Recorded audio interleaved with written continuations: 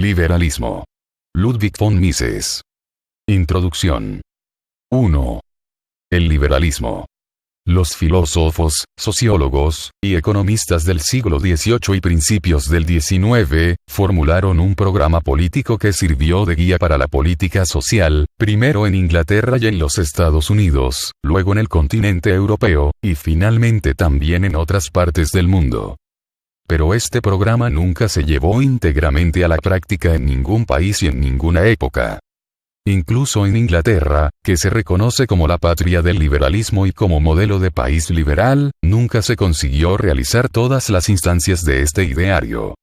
Para no hablar del resto del mundo, donde solo se acogieron algunas partes del programa liberal, mientras que en otras, no menos importantes, se rechazaron a priori, o bien se acogieron por breve tiempo, para luego ser abandonadas. Se puede decir, exagerando un poco, que el mundo vivió una era liberal, si bien el liberalismo no pudo nunca desplegar todas sus posibilidades. Sin embargo, la supremacía de las ideas liberales, aunque breve y muy limitada, fue suficiente para cambiar la faz de la tierra. Se produjo un grandioso desarrollo económico. La liberación de las fuerzas productivas humanas multiplicó la cantidad de los medios de subsistencia. En vísperas de la Guerra Mundial, que sin embargo fue ya resultado de una larga y dura lucha contra el espíritu liberal y el comienzo de una época de rechazo aún más encarnizado de los principios liberales, el mundo tenía una densidad demográfica nunca alcanzada antes, y cada uno de sus habitantes un nivel de vida superior al que jamás fuera posible en los siglos anteriores. El bienestar creado por el liberalismo redujo notablemente la mortalidad infantil, plaga implacable de los siglos precedentes, y, mejorando las condiciones generales de vida, prolongó la duración media de esta. Este flujo no afectó solo a un restringido estrato de privilegiados. En vísperas de la Guerra Mundial, el nivel de vida del obrero de los estados industriales europeos, de los Estados Unidos de América y de los dominions de ultramar ingleses era superior al del aristócrata de años no muy lejanos. El obrero podía no solo comer y beber cuanto quería, sino también dar a sus hijos una educación mejor. Podía participar, si quería, en la vida cultural de la nación. Y podía ascender a los estratos sociales superiores si poseía los requisitos y la fuerza suficiente para ello. Precisamente en los países más adelantados en sentido liberal la mayoría de quienes ocupaban la cima de la pirámide social estaba formada no por personas favorecidas desde su nacimiento por unos padres ricos y bien situados, sino por individuos que, partiendo de condiciones de estrechez económica, supieron hacerse camino con sus propias fuerzas y el favor de las circunstancias. Desaparecieron las viejas barreras que habían separado a amos y siervos. Solo existían ya ciudadanos con derechos iguales. A nadie se le rechazaba o perseguía por su pertenencia étnica, por sus convicciones o por su fe. En el plano interno habían cesado las persecuciones políticas y religiosas, y en el plano internacional las guerras empezaban a ser cada vez más raras. Los optimistas presentían ya la era de la paz perpetua. Pero luego las cosas cambiaron. Desde el siglo XIX el liberalismo fue objeto de una aguerrida oposición que al final consiguió anular gran parte de sus conquistas. Hoy el mundo no quiere ya saber nada del liberalismo. Fuera de Inglaterra el término mismo de liberalismo se pronuncia incluso con desprecio. En la propia Inglaterra sigue habiendo liberales, pero muchos, acaso la mayoría, lo son de nombre. Digamos más bien que son socialistas moderados.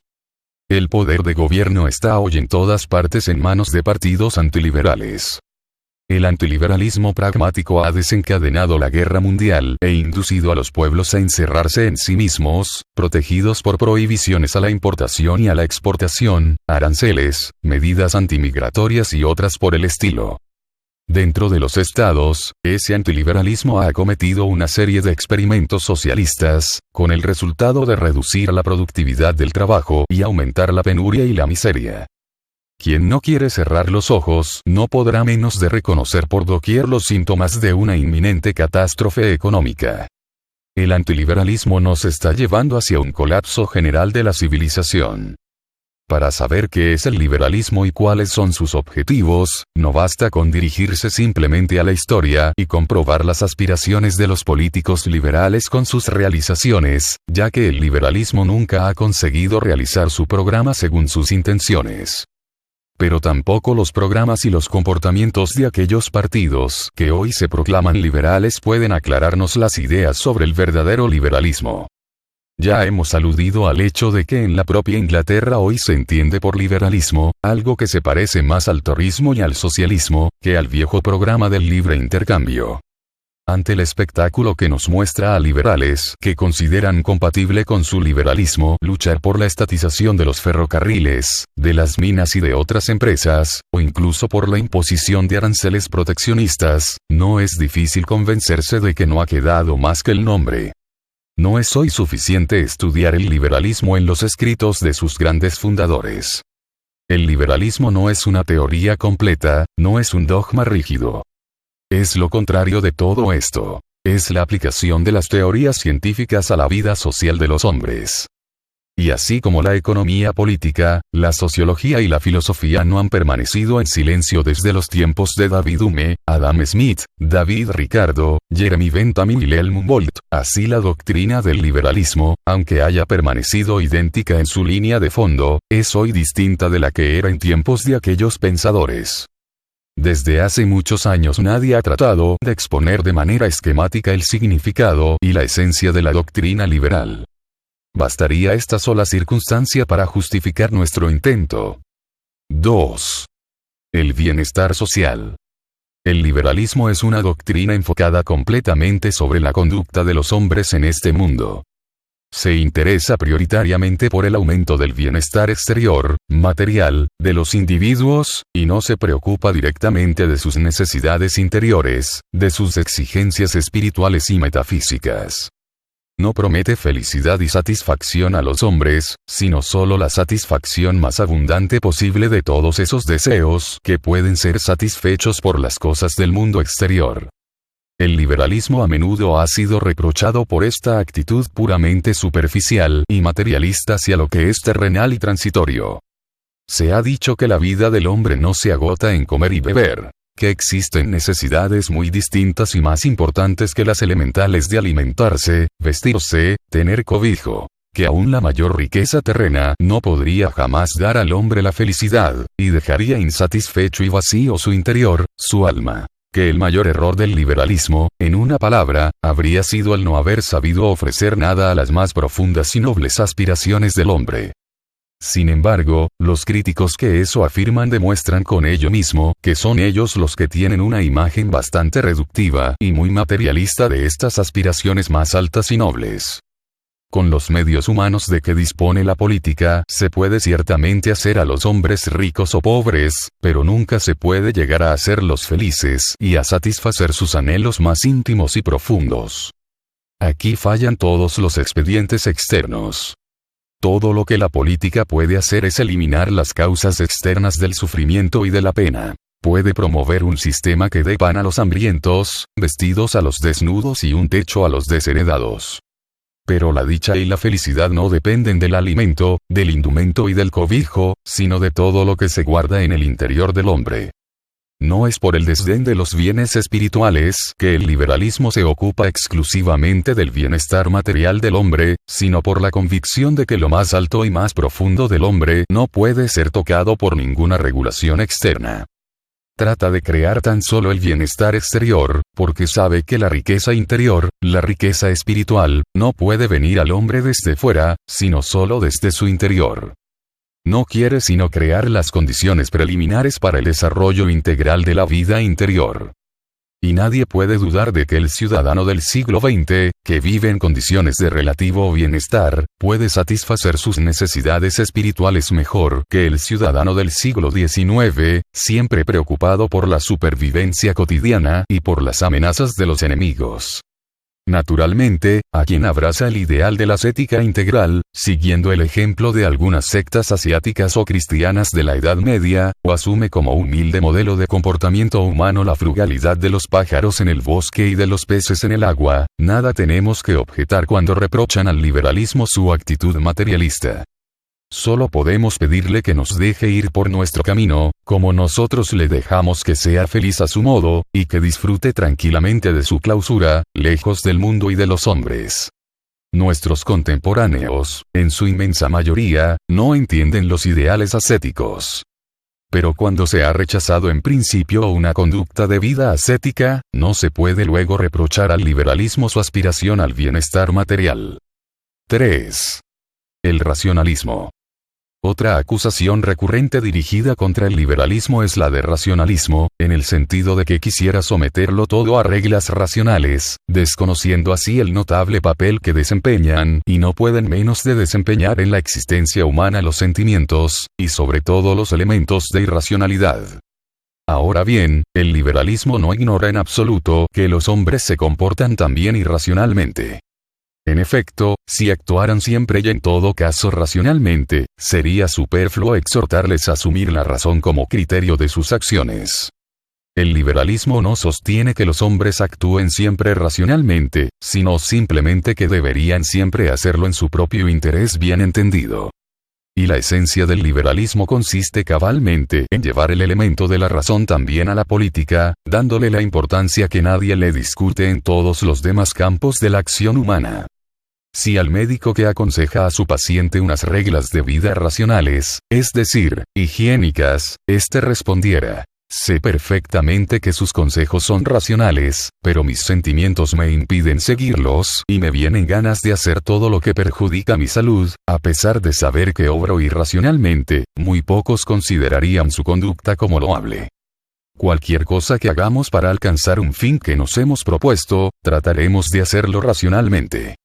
Quien quiera atravesar las vías del tren no elegirá precisamente el momento en que éste pasa. Quien quiera coserse un botón evitará pincharse el dedo con la aguja. En cualquier campo de actividad el hombre ha elaborado técnicas que le indican los procedimientos que debe seguir para no obrar irracionalmente. En una palabra, todos reconocen que conviene dominar las técnicas que pueden utilizarse en la vida, y cualquiera que se dedique a un campo cuyas técnicas no domina es considerado un aficionado. Hay quien piensa, en cambio, que en la política las cosas deberían ser de otro modo.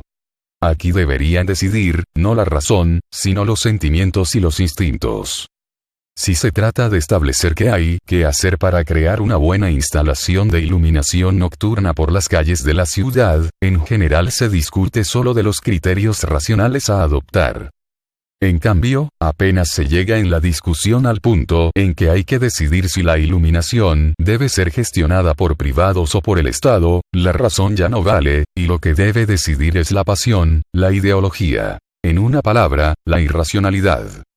¿Se puede saber por qué? Organizar la sociedad humana según un esquema lo más conforme posible a un fin es una cuestión totalmente prosaica y objetiva, no diferente de la construcción de una instalación para iluminar las calles o de la fabricación de telas o de muebles. Los asuntos de Estado y de gobierno son ciertamente más importantes que todas las demás cuestiones de que el hombre se ocupa a diario, porque la organización social constituye la base de todo lo demás, y la acción de cada individuo solo es posible y eficaz en una colectividad constituida funcionalmente. Pero, por más importantes que sean, no dejan de ser siempre obra del hombre y por tanto también deben ser juzgados según las reglas de la razón humana. Como en todas las demás cuestiones que atañen a nuestro obrar, también en las cuestiones políticas la mística no puede menos que causar daños. Nuestra capacidad de comprensión es bastante limitada. No podemos pretender desvelar los enigmas últimos y más profundos del universo. Pero la circunstancia de que jamás podremos explicar definitivamente el sentido y el fin de nuestra existencia no nos impide tomar medidas para evitar las enfermedades contagiosas o vestirnos y alimentarnos adecuadamente, ni debe impedirnos dar a la sociedad una conformación que permita conseguir de la manera más racional los fines terrenales que nos proponemos. Tampoco el Estado y el ordenamiento jurídico, el gobierno y la administración son realidades tan sublimes, perfectas y exclusivas que no merezcan ser incluidas en la esfera de nuestro pensamiento racional. Los problemas de la política son problemas de técnica social, y su solución debe intentarse con el mismo método y con los mismos instrumentos de que disponemos cuando nos aplicamos a la solución de otras tareas de carácter técnico. Es decir, con la reflexión racional y con el análisis de las condiciones objetivas. Todo lo que el hombre es, y que lo eleva por encima del animal, lo debe a la razón. ¿Por qué, entonces, precisamente en la política, debería renunciar al uso de la razón y confiarse a sentimientos e instintos oscuros y confusos? 4. La meta del liberalismo. Está muy extendida la opinión de que el liberalismo se diferencia de las demás orientaciones políticas porque privilegia y defiende los intereses de una parte de la sociedad, propietarios, capitalistas, empresarios, frente a las otras clases sociales. Pero se trata de un supuesto sin fundamento alguno. El liberalismo ha considerado siempre los intereses generales, nunca los de un grupo particular. Esto era lo que los utilitaristas ingleses querían expresar, aunque es cierto, no muy acertadamente, en su famosa fórmula, máxima felicidad del mayor número posible. Históricamente, el liberalismo fue el primer movimiento político que tuvo como objetivo promover el bienestar de todos, no el de grupos especiales. El liberalismo se distingue del socialismo, que también profesa luchar por el bien de todos, no por la meta a la que apunta, sino por los medios que elige para alcanzar esa meta. Si alguien sostiene que el éxito de una política liberal consiste o debe consistir en favorecer los intereses particulares de determinados estratos sociales, esta es una cuestión sobre la que siempre se puede discutir, y una de las tareas de la presente exposición del programa liberal será precisamente mostrar la absoluta ilegitimidad de esta acusación. Pero no por esto se puede acusar a priori de deslealtad a quien formule esta acusación. Es posible que esa afirmación, que según nosotros es inexacta, se haga en perfecta buena fe. Y en todo caso, quien se lanza de este modo contra el socialismo admite que las intenciones del mismo son sinceras y que no quiere sino lo que dice querer. Muy distinta es, en cambio, la actitud de aquellos críticos del liberalismo que le reprochan no estar al servicio de la colectividad, sino de los intereses particulares de ciertos estratos sociales. En este caso se trata de críticos al mismo tiempo desleales e ignorantes. Al elegir este terreno de conflicto, demuestran que son íntimamente conscientes de la debilidad de su propia causa, y por tanto recurren a armas envenenadas, pues no pueden esperar vencer de otro modo. Si al enfermo que desea una comida que le perjudica el médico le hace notar lo insensato de su deseo, nadie sería tan loco que dijera: el médico no quiere el bien del enfermo, de otro modo no le prohibiría disfrutar de esa comida suculenta. Cualquiera, en cambio, comprendería que si ese médico aconseja al enfermo renunciar al placer de esa comida que le perjudica, es precisamente para evitarle un daño físico. Y, sin embargo, parece que en la vida social las cosas tienen que ser diferentes. Cuando el liberal desaconseja ciertas medidas populares porque espera consecuencias perjudiciales de ellas, es censurado como enemigo del pueblo y se elogia al demagogo que, sin considerar el daño que seguirá, recomienda lo que parece ser conveniente por el momento. La acción racional se distingue de la irracional porque la primera comporta sacrificios momentáneos. Pero son solo sacrificios aparentes, ya que serán compensados por las consecuencias positivas que se derivarán. Quien evita la comida suculenta pero perjudicial para la salud hace un sacrificio solo momentáneo y aparente. El previo que obtendrá, o sea, la no producción del daño, demuestra que en realidad el sujeto no ha perdido sino que ha ganado. Pero para obrar de este modo es necesario prever las consecuencias de la acción. Y es precisamente de esto de lo que se aprovecha el demagogo. Al liberal que pide hacer un sacrificio momentáneo le acusa de egoísmo y de actitud antipopular, mientras que él presume de ser altruista y de estar de parte del pueblo. Sabe muy bien cómo llegar al corazón de quien le escucha, y cómo suscitar sus cálidas lágrimas cuando recomienda sus recetas y denuncia toda la indigencia y la pobreza de este mundo. La política antiliberal es una política de consumo de capital. Recomienda que el presente se provea más abundantemente a expensas del futuro. Es exactamente el mismo caso que el enfermo del que hemos hablado. En ambos casos, a un consumo mayor en el presente se corresponde un empeoramiento de las condiciones en el futuro. Ante este dilema, hablar de contraposición entre quien es duro de corazón y quien ama a su prójimo es deshonesto y falso. Y esta acusación no se refiere solo a los políticos y a la prensa diaria de los partidos antiliberales. Puede decirse que casi todos los estudiosos de política social se han servido de estos métodos deshonestos de lucha. El hecho de que en el mundo existan indigencia y pobreza no es un argumento contra el liberalismo, como tiende a creer desde su estrecho punto de vista el lector medio de periódicos. El liberalismo quiere eliminar la indigencia y la pobreza, y piensa que los métodos que propone son los únicos capaces de alcanzar ese fin. Quien crea que conoce un método mejor, o también solo distinto, que lo demuestre. Es cierto que esta demostración no puede ser sustituida por la afirmación de que los liberales no se interesan por el bienestar de todos los estratos sociales, sino solo por el de un solo grupo privilegiado. El hecho de que existan indigencia y pobreza no sería una prueba en contra del liberalismo ni aun cuando el mundo actual siguiera efectivamente una política liberal, ya que siempre quedaría abierta la cuestión de si con una política distinta la indigencia y la pobreza no serían aún mayores. Pero se da el caso de que hoy el funcionamiento de la institución de la propiedad privada está paralizado e impedido precisamente por una política antiliberal, y por consiguiente es totalmente impropio querer deducir un argumento contra la verdad de los principios liberales de que la realidad actual no sea toda ella como se desearía que fuera. Para darnos cuenta de lo que el liberalismo y el capitalismo han realizado ya, basta comparar el presente con las condiciones de la Edad Media o de los primeros siglos de la Edad Moderna. Pero para comprender qué serían capaces de realizar si no fueran continuamente obstaculizados, solo disponemos de la reflexión teórica. 5. Liberalismo y capitalismo. Una sociedad en la que los principios liberales se ponen en práctica generalmente se llama sociedad capitalista, y la condición de esa sociedad, capitalismo.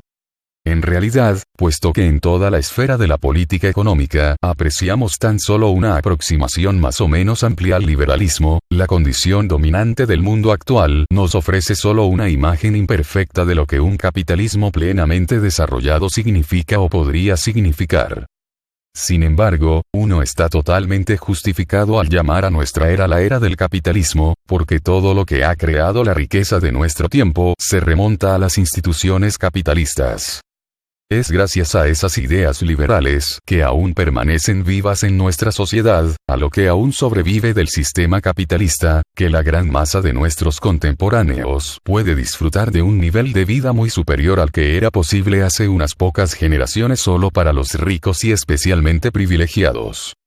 Sin duda, en la retórica habitual de los demagogos, estos hechos se representan de manera bastante diferente. Si le hiciéramos caso, nos inclinaríamos a pensar que todos los progresos de las técnicas de producción beneficiarían exclusivamente a una restringida esfera social, mientras que las masas se van empobreciendo progresivamente. Pero basta pararse un momento a reflexionar para ver que los resultados de todas las innovaciones técnicas e industriales se traducen en una satisfacción cualitativamente mejor de las necesidades de las masas. Todas las grandes industrias productoras de bienes finales trabajan directamente por el bienestar de las grandes masas, y para el mismo fin trabajan también todas las industrias productoras de semielaborados y de maquinaria. Los grandes desarrollos industriales de las últimas décadas, así como los del siglo XVIII, que con expresión ciertamente no muy bien elegida conocemos como revolución industrial, resultaron, sobre todo, en una mejor satisfacción de las necesidades de las masas. El desarrollo de la industria textil, de la industria del calzado mecanizada y de las industrias alimentarias, se tradujo en beneficio de las grandes masas por la naturaleza misma de tales sectores, con el resultado de que las propias masas hoy se visten y se alimentan mejor que en otro tiempo. Pero la producción en masa no se preocupa solo de alimentar, vestir y dar cobijo a las grandes masas, sino también de otras necesidades. La prensa sirve a las masas, tanto como la industria cinematográfica, e incluso los teatros y otros lugares artísticos son cada vez más frecuentados por las masas. No obstante, gracias a una fuerte propaganda de los partidos antiliberales que desfigura completamente los hechos, hoy se asocia a los conceptos de liberalismo y capitalismo la imagen de una miseria creciente y una desbordante pauperización del mundo. Es cierto que la demagogia no ha conseguido depreciar enteramente los términos liberal y liberalismo tal como habría deseado. En el fondo no es fácil quitarse de encima el hecho de que estos dos términos, a pesar de los esfuerzos de la propaganda antiliberal, evocan algo de lo que toda persona sana advierte en su interior cuando oye pronunciar la palabra libertad. La propaganda antiliberal renuncia entonces a pronunciar con demasiada frecuencia la palabra liberalismo y prefiere más bien ligar al término capitalismo las situaciones escandalosas que atribuye al sistema. En efecto, el término capitalismo sugiere la imagen del capitalista de corazón de piedra que no piensa más que en su propio enriquecimiento, aunque el único medio para conseguirlo sea la explotación de su prójimo. Son muy pocos los que, cuando contemplan la imagen del capitalista, son conscientes de que un verdadero ordenamiento social capitalista en sentido liberal comporta, por su propia naturaleza, que el único modo de enriquecerse, para el capitalista y el empresario, es el de proporcionar al prójimo aquello que éste piensa que necesita. En lugar de hablar de capitalismo cuando se discute de los enormes progresos del nivel de vida de las masas, la propaganda antiliberal prefiere hablar de capitalismo tan solo cuando se refiere a uno cualquiera de los fenómenos que fueron posibles precisamente porque se renunció al liberalismo. Que el capitalismo pusiera a disposición de las masas, por poner un ejemplo, un bien de consumo y de alimento agradable como el azúcar, esto no se dice. Del capitalismo en relación con el azúcar se habla en cambio solamente cuando en un país el precio del azúcar sube por encima del precio de mercado como consecuencia de la formación de un cártel de productores. Como si tal cosa fuera siquiera imaginable si se aplicaran los principios liberales. En un Estado liberal, en el que no existen aranceles proteccionistas, no sería siquiera imaginable la formación de cárteles capaces de elevar el precio de una mercancía por encima del que se forma en el mercado mundial. Los eslabones de la cadena de razonamiento por los cuales la demagogia antiliberal logra imponer al liberalismo y al capitalismo la culpa de todos los excesos y las malas consecuencias de las políticas antiliberales son los siguientes. Empieza afirmando que los principios liberales tienen como objetivo favorecer los intereses de los capitalistas y de los empresarios contra los intereses de los demás estratos sociales, de suerte que el liberalismo estaría a favor de los ricos contra los pobres. Luego observa que muchos empresarios y capitalistas, sobre la base de ciertas premisas, abogan a favor de los aranceles proteccionistas y otros a su vez incluso a favor de los armamentos, y ahí los tenemos, listos para declarar que todo esto es política capitalista. La realidad es totalmente diferente. El liberalismo no es una política que fomente los intereses de esta o aquella clase social, sino una política a favor de los intereses de la colectividad. No es, pues, que los empresarios y los capitalistas tengan particular interés en preferir el liberalismo. Su interés en preferir el liberalismo es idéntico al de cualquier otro individuo. Es posible que el interés particular de algunos empresarios o capitalistas coincida con el programa del liberalismo en algún caso particular, pero los intereses particulares de otros empresarios o capitalistas se les oponen siempre. En realidad, las cosas no son tan simples como se las imaginan quienes ven por todas partes intereses y gente interesada. El hecho de que, por ejemplo, un Estado introduzca aranceles proteccionistas sobre el hierro no puede explicarse simplemente por la circunstancia de que esos aranceles beneficien a los industriales siderúrgicos. Existen en el país también otros sujetos con otros intereses, incluso entre los empresarios, y en todo caso quienes se benefician del arancel sobre el hierro son una minoría insignificante. Tampoco puede suponerse que tenga algo que ver la corrupción, ya que los corruptos son también solo una minoría. Además, porque los que corrompen tienen que ser los unos, los proteccionistas, y no también sus adversarios, los librecambistas. La ideología que hace posible el proteccionismo no la crean ni los directamente interesados ni los que se dejan comprar por ellos. La crean los ideólogos que regalan al mundo las ideas a las que luego todo se conforma. En nuestra época, en la que triunfan las ideas antiliberales, todos razonan en términos antiliberales, así como hace 100 años la mayoría razonaban en términos liberales. Si hoy muchos empresarios defienden el proteccionismo, esta no es sino la forma que adopta su antiliberalismo. Pero todo esto nada tiene que ver con el liberalismo.